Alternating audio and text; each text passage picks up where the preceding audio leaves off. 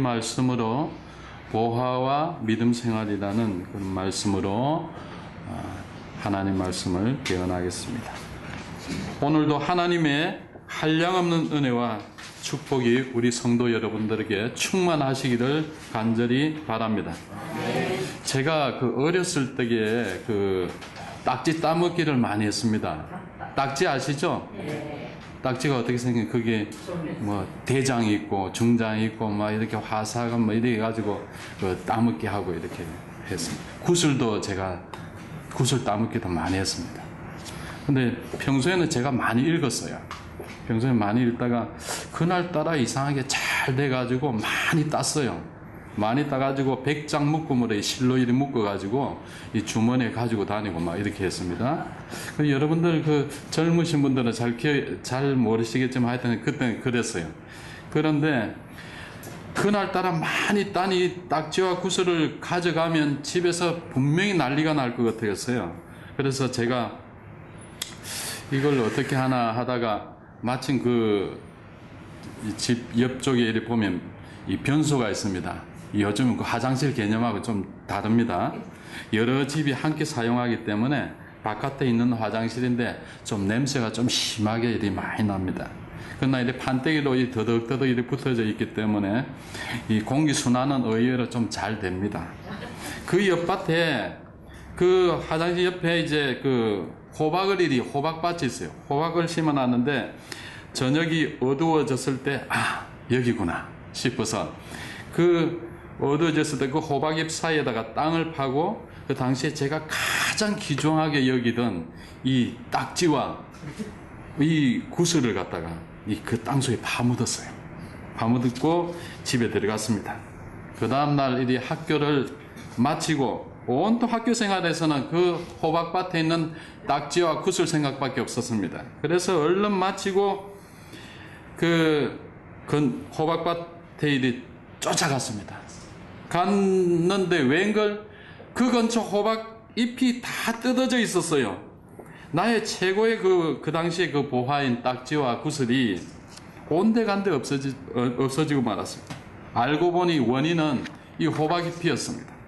지금의 젊은이들은 이해가 안 되겠지만 당시에는 이 화장지를 기에서 호박잎을 많이 사용했습니다.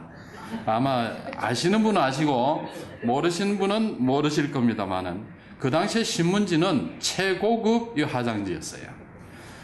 한동안 저는 마음이 상해서 뜯겨나간 호박잎을 바라보면서 원망하고 한참 울었던 적이 있습니다. 어쨌든 참 그 당시에 제가 최고로 여기던 보화, 딱지와 구슬, 그걸 갖다가 뜯겨나간 호박잎을 보니까 호박잎이 하나씩 뜯겨나가니까 그게 드러나잖아요. 그래가지고 그 당시에 참 어렸을 때 실망하고 많이 울었던 그런 기억이 있습니다. 오늘 예수님께서 천국에 대한 말씀을 하실 때 이 본문 13장을 보면 씨 뿌리는 사람의 비유, 그리고 보화를 발견한 사람, 진주를 구하는 사람, 거물을 치고 고기를 잡는 사람들, 이런 말씀의 비유를 많이 해 주셨습니다. 그 중에서 오늘은 어떤 사람이 밭을 갈다가 보화를 발견하고는 그 보화를 얻기 위해서 가진 소유를 자기가 다 팔아서 밭을 샀다는 말씀과, 그리고 값진 진주를 구하는 사람이 어느 날 지금까지 세상에서도 구경해 보지 못한 진주를 발견하고는 자신의 모든 재산을 다 팔아 그 진주를 샀다는 말씀을 통해서 예수님께서 우리에게 이 시간 주시고자 하는 말씀의 뜻이 무엇인지 생각하며 은혜 받는 그런 시간이 되기를 바랍니다. 한 가난한 농부가 밭을 갈다가 보화를 발견했습니다. 그리고는 나중에 자기가 소유한 모든 것들, 자기가 가지고 있는 애지중지하는 소유한 모든 것들을 다 팔아서 그 밭을 샀다는 말씀을 보아서 이 사람이 갈고 있던 밭은 자신의 밭이 아니라는 것을 알 수가 있습니다. 그 당시에는 남의 밭에서 일하다가 보화를 발견을 많이 했으며 당시 주인에게 이야기를 하고 돌려줘야 하는 게 마땅합니다. 하지만 그때는 이 전쟁과 도둑으로 인해서 부자들이 보화를 항아리나 경계를 넣어서 주로 땅에다가 이리 많이 묻었어요. 자기만 아는 어느 나무 밑에 땅, 어느 밭의 그 구석에, 제일 구석에 그쪽에 땅에 파서 이렇게 묻어두었는데, 전쟁으로 인해서 또 가족이 모두 죽거나 또 그 가족들, 밭을 일구던 그 가족들이 포로로 막 끌려가는 그런 때가 많았어요. 그래가지고는 뭐 거기에 뭐 보화가 묻혀 있는지 알 수가 없어서 그 후대의 농부들이 밭을 갈다가 이렇게 보화를 발견하고 하는 그런 것이 많았다고 합니다. 보화는 길을 갈다가 우연히 발길에 채여서 얻어지는 것이 아닙니다. 요즘처럼 일확천금을 꿈꾸며 복권을 사고 또 경마장에서 도박으로 얻어지는 그런 것도 아닙니다. 뭔가 열심히 노력하고 일할 때에 그 대가로 얻어지는 것입니다. 그러나 많은 사람들은 의외로 쉽게 얻어가지고 자신의 향락과 쾌락을 누리려고 합니다. 여러분들도 잘 알다시피 얼마 전에 인테리어 공사를 하던 사람들이 숨겨둔 그 금괴를 발견한 사건 여러분들 잘 아시죠? 예, 그들은 이 금괴를 몰래 다 가지고 와서 향락을 누리다가 들통이 나서 감옥에 간 그런 사건이었습니다. 남의 물건을 훔쳐온 그들이 어쨌든 열심히 자기 일에 열심히 하던 사람이었습니다. 거기 가서 인테리어 일을 열심히 하던 사람. 그러나 욕심으로 죄를 지었습니다. 선한 양심으로 주인에게 알려야죠. 이런 것을 발견했다. 그렇게 하면 거기에 대한 응당한 어떤 자신의 또 대가도 주어질 것입니다. 그러나 수많은 사람들은 이렇게 많이 생각합니다. 어휴, 그 바보 같은 사람들 하고 다른 생각을 하는 사람들이 의외로 많습니다. 혹시 저와 여러분들 가운데는 그런 다른 생각하지 마시기 바랍니다. 그 바보 같은 생각을 바보 같은 사람들 이렇게 하지 마시기 바랍니다. 어쨌든 보화를 남의 물건을 찾으면 그 주인을 돌려줘야죠.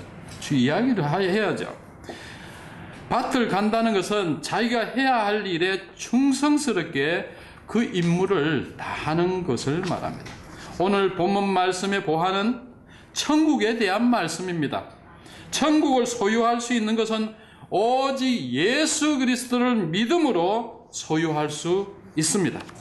다시 말씀드리면 여기 기록된 이 밭이라는 것은 우리 그리스도인의 믿음의 삶의 현장을 말하는 것입니다. 그러므로 자기에게 주어진 직분에서 각처에서 자신의 일에 충실하고 주님께서 주신 사명을 감당하고 다할 때, 또 지금의 그 자리에서 열심히 일할 때에 하나님께서는 은혜로 여러분들과 저에게 채워주시는 것들입니다. 그러나 자기가 해야 될 일을 하지 않고 게으르거나 태만하거나 하면 결코 천국의 보화를 소유한 이 기쁨을 맛볼 수가 없어요. 그게 그 자기한테 진주지만 그게 아무것도 아닐 수도 있습니다. 그래서 고린도전서 4장 2절 말씀에 보면 그리고 맡은 자들에게는 구할 것이 충성이니라 라고 했어요. 이와 같이 보아와도 같은 천국과 구원의 진리를 깨닫고 하나님께서 선물로 주시는 은혜는 맡은 바 사명을 충실히 감당하고 지켜 행할 때에 얻는 것임을 여러분들 믿으시기 바랍니다. 주님은 말씀하십니다. 마태복음 25장 21절 말씀에 보면 잘하였도다 착하고 충성된 종아, 내가 적은 일에 충성하였으며 내가 많은 것을 내게 맡기리니 내 주인의 즐거움에 참여할지어다. 그렇게 말씀하셨어요. 오늘 말씀을 보면 보화를 발견하고서 기뻐하였다고 하였습니다. 이것은 구원의 진리를 깨달은 자에게 오는 기쁨입니다. 그 구원의 진리를 깨닫고 하나님이 주시는 은혜를 체험하고 난 뒤에 오는 그 감격입니다. 우리 기독교 신앙은 그래서 기쁨의 신앙이다 이렇게 말합니다. 우리 기독교 신앙은 감격의 신앙이다. 너무 감격해. 예, 우리 속에 보화가 있으니까 이 감격을 말할 수 없는 것입니다.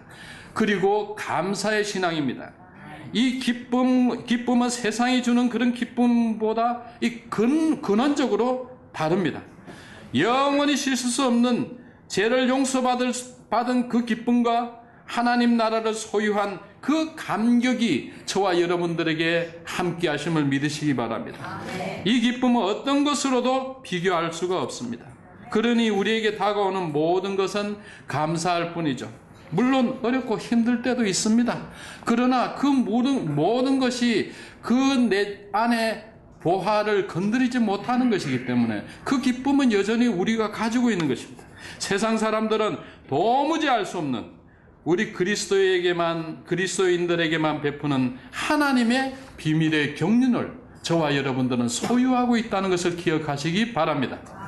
사도 바울은 감옥에서도 말하기를 주 안에서 항상 기뻐라, 내가 다시 말하노니 기뻐라 라고 말했습니다. 그 사도 바울은 그 어려움과 고난과 40에 감한 그 매를 맞으면서 죽었어요. 거진 죽은 그런 상태의 어려움을 당하면서도 그는 그 삶 속에서 늘 감사와 기쁨이 넘치는 그런 생활을 했습니다. 그런데 이 기쁨을 포기하는 사람들도 있습니다. 누가복음 18장 18절 말씀에 보면 어떤 간원이 예수님을 찾아와서 선한 선생님이여 내가 무엇을 하여야 영생을 얻으리까 하고 물었습니다. 그때 예수님께서는 이 간원에게 먼저 계명을 지키라 말씀하시니 간원은 대답하기를 계명은 어렸을 때부터 이때까지 계속 지켰다고 말했습니다. 예수님은 그에게 이렇게 말씀하셨습니다. 내게 아직도 한 가지 부족한 것이 있으니 내게 있는 것을 다 팔아 가난한 자들에게 나눠주라.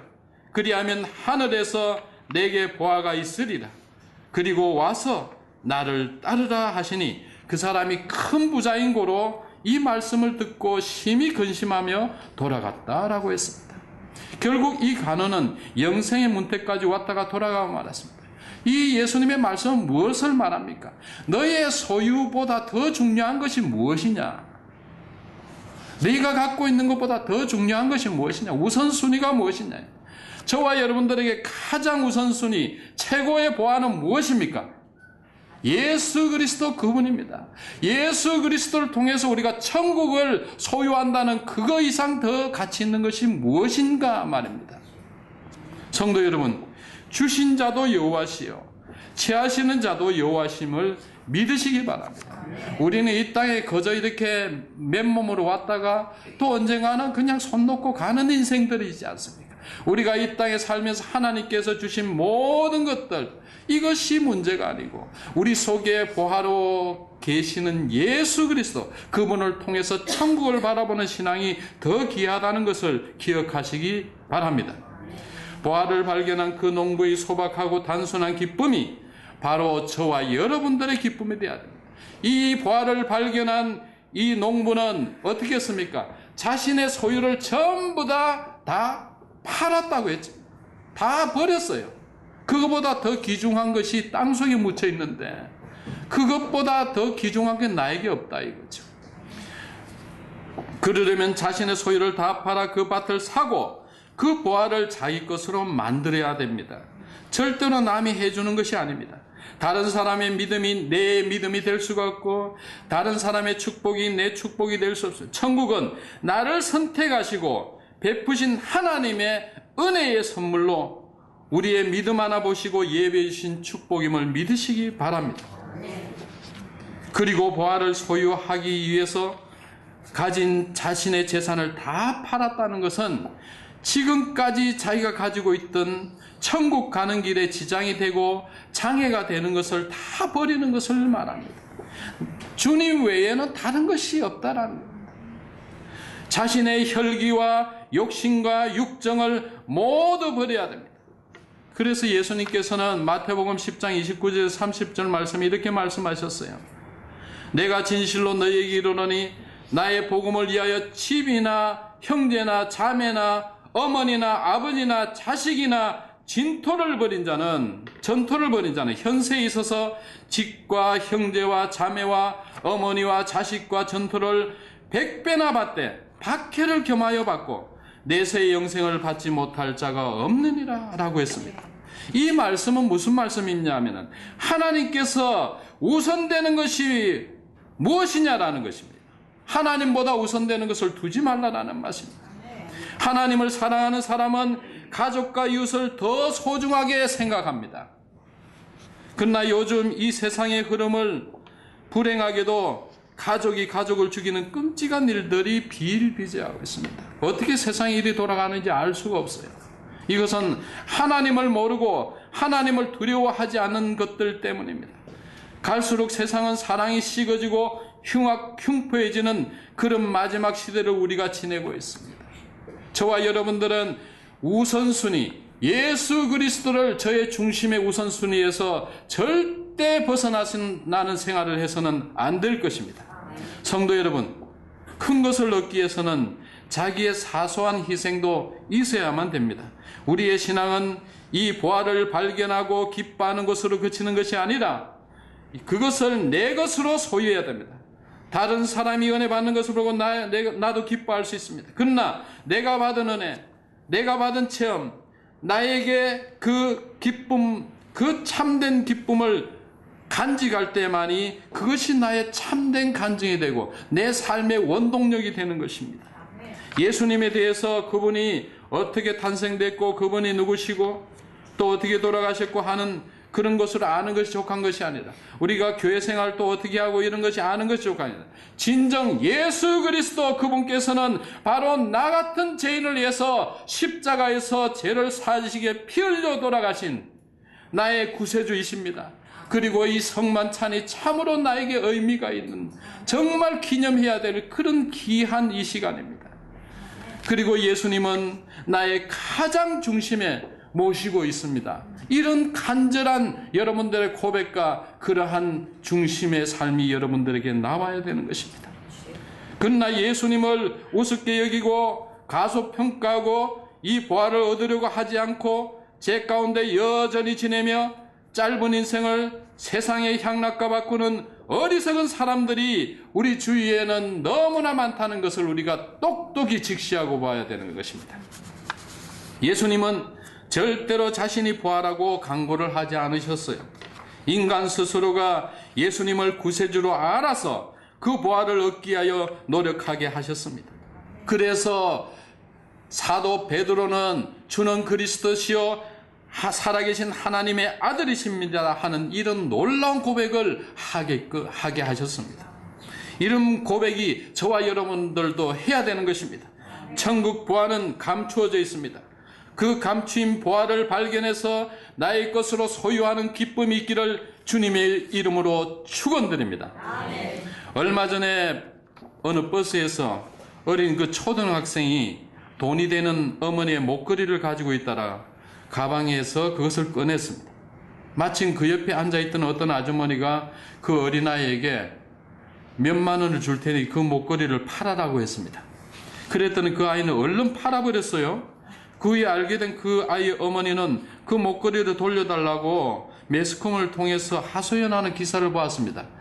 혹시 여러분들 중에 보았는지 모르겠습니다만은 이와 같이 많은 사람들이 이 어린아이처럼 이 복음의 진리와 하나님의 보아인 예수님을 잘 모르고 있습니다. 예수님 당시에도 그렇고 지금도 그렇고 수많은 역사의 그 흐름 속에서 복음의 그 진수가 있었음에도 불구하고 이 예수님의 그 귀한 보배를 모르는 사람들이 수많은 사람들이 이 땅에 왔다가는 가버린 그런 시대를 살고 지금도 이 시대도 그런 시대입니다. 그래서 당시 유대인들은 예수님을 십자가에 못 박기까지 했습니다. 그러나 그 당시에 갈릴리의 그 천한 어부들, 무식한 그 어부들, 그리고 세간에 앉았던 마태, 사마리아 수가성의 그 한 여인, 십자가에 달리신 예수님을 본 백부장, 그리고 여리고 성의 삭개오, 빌립보 감옥의 그 간수등, 그리고 저와 여러분들, 이런 사람들은 예수 그리스도의 보화를 발견하고는 그 예수님을 영접하고 믿음으로 구원받았던 것입니다. 아멘. 사랑하는 성도 여러분, 저와 여러분들은 이 귀한 세상의 가치로 한산할 수 없는 엄청난 보화를 발견하였고 우리들의 중심에 모시고 살아감을 여러분들 믿음으로 인정하고 정말 그리스도 안에서 감사하는 삶을 살기를 바랍니다. 아멘. 예수 그리스도는 구세주로 영접하고 은혜를 받았습니다. 이것이 바로 천국을 우리 중심에 모신 것입니다. 우리 그리스도인대로 살면 다른 사람하고 다른 것이 저와 여러분들이 예수 그리스도를 영접하고 믿음의 삶을 사는 그때부터 우리는 천국을 경험하고 사는 것입니다. 예. 그 어디나 주 예수 모신 곳은 어디라고 했습니까? 그 어디나 하늘나라라고 했습니다. 그렇기 때문에 이 보화를 영원히 빼앗기지 마시기를 주님의 이름으로 축원합니다. 얻은 보화를 잘 관리하고 보존하는 것이 정말 중요합니다.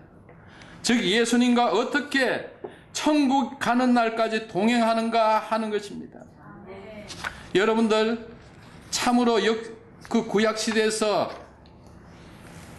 에녹과 같은 사람은 하나님과 동행하다가 어느 날 죽음을 맞이하지 않고 하나님과 동행하다가 천국으로 갔습니다. 그 얼마나 복된 삶인지 모릅니다.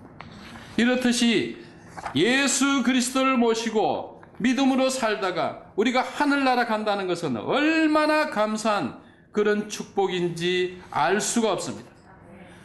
그렇기 때문에 우리는 어떻게 이 믿음의 삶을 유지하고 정말 잘 살아야 되는가? 신앙생활의 이 충정 방법은 항상 하나님께 예배드리는 생활을 우선해야 되는 것입니다.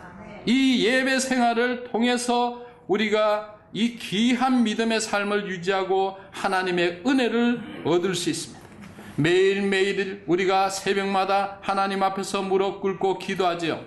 또한 매일 밤 하나님 앞에서 우리 하루의 삶을 주님 앞에 내어놓고 기도합니다.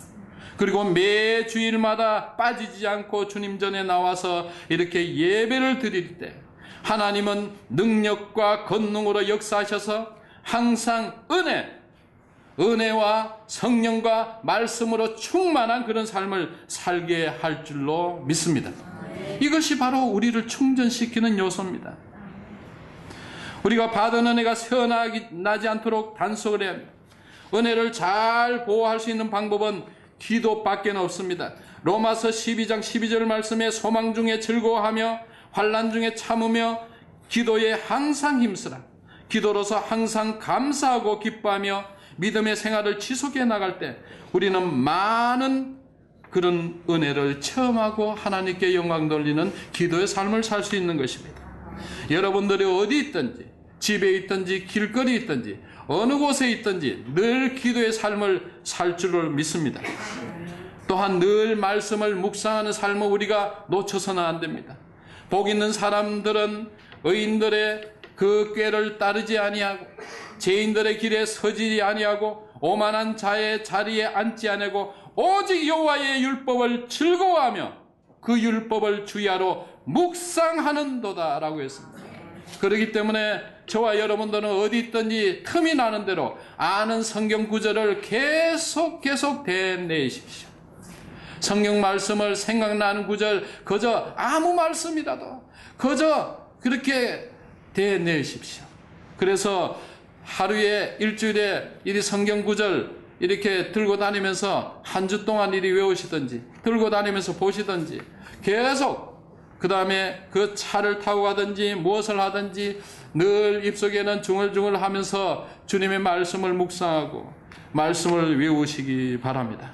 하나님의 말씀을 항상 묵상할 때 성령께서 우리에게 영감을 주시고 깨닫게 하시고 생수와 같은 은혜를 더해 주십니다.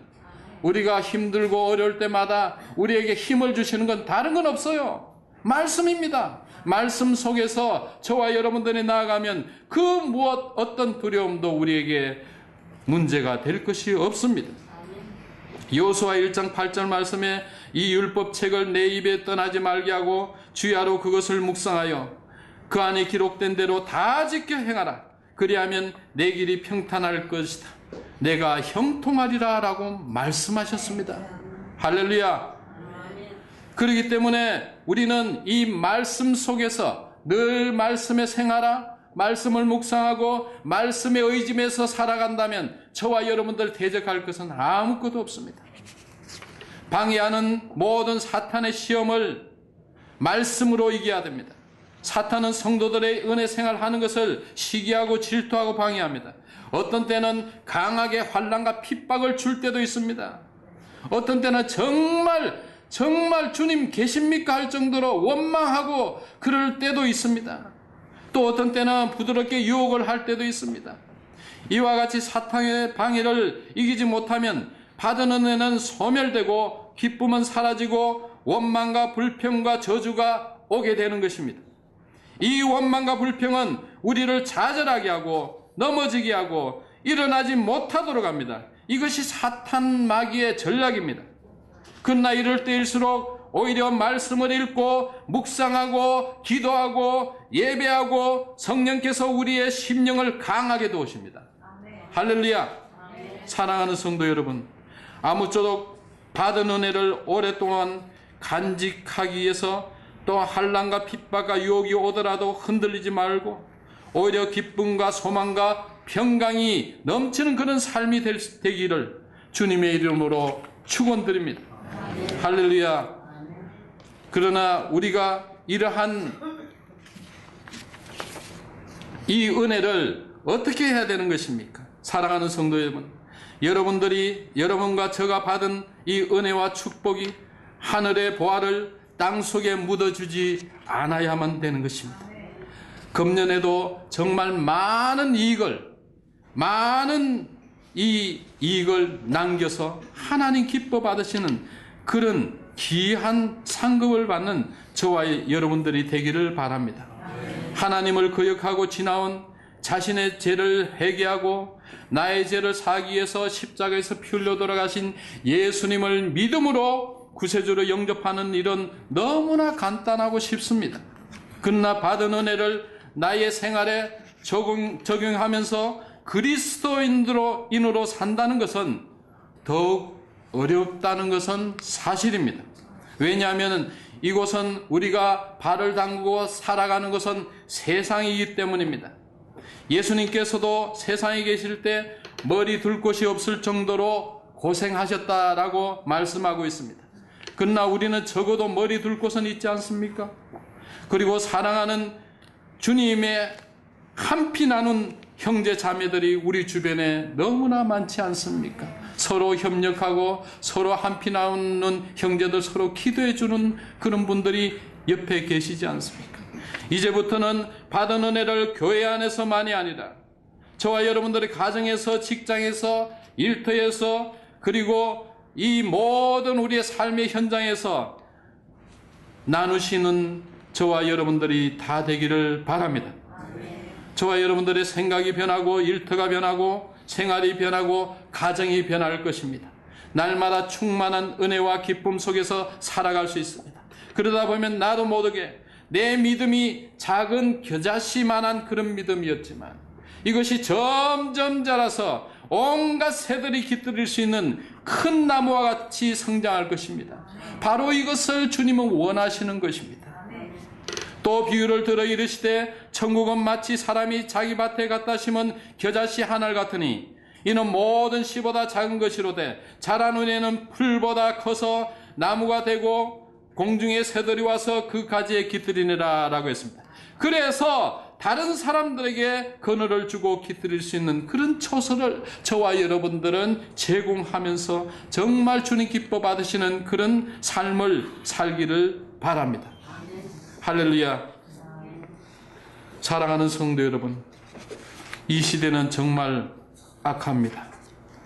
공중 권세 잡은 그 사탄들이 자기들의 이때가 얼마 남지 않은 것을 알고 얼마나 우리 택한 자를 넘어뜨리고 우는 사자같이 달려드는지 모릅니다. 정말 심각합니다. 여러분들 요즘 이 뉴스를 볼 적마다 뉴스를 안 보고 싶어요. 안 듣고 싶은 그런 세상을 살아가고 있습니다. 얼마나 끔찍한지 알 수가 없어요. 이러한 때 지금은 정말 말씀처럼 근신하여 깨어서 기도할 때입니다.